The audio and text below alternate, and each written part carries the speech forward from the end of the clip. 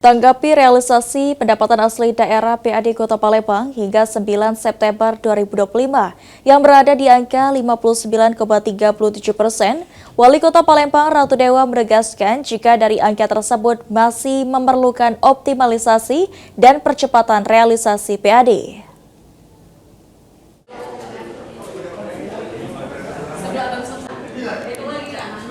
Tanggapi realisasi pendapatan asli daerah PAD Kota Palembang berdasarkan data Bapenda Kota Palembang hingga 9 September 2025 yang berada di angka 968 miliar 899 juta 12.436 rupiah atau 59,37% dari target yang ditetapkan sebesar 1,632 triliun rupiah.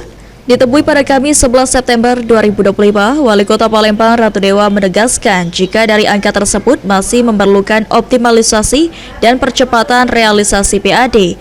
Dan untuk itu, Sekda Kota Palembang sudah diminta untuk berkoordinasi dengan Bapenda Palembang untuk melakukan percepatan di triwulan ini. Masih harus ada optimalisasi lagi karena persentase yang kemarin masih butuh percepatan.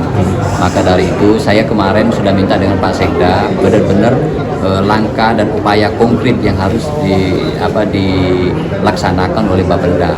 Jadi tidak hanya sekedar berpuas pada target yang dicapai sekarang, karena kami ingin ada percepatan lagi di target-target di triwulan sekarang ini supaya ada percepatan lagi.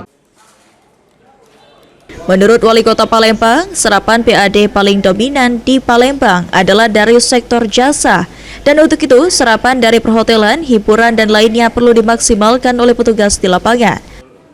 Sandi Pratama, PAL TV.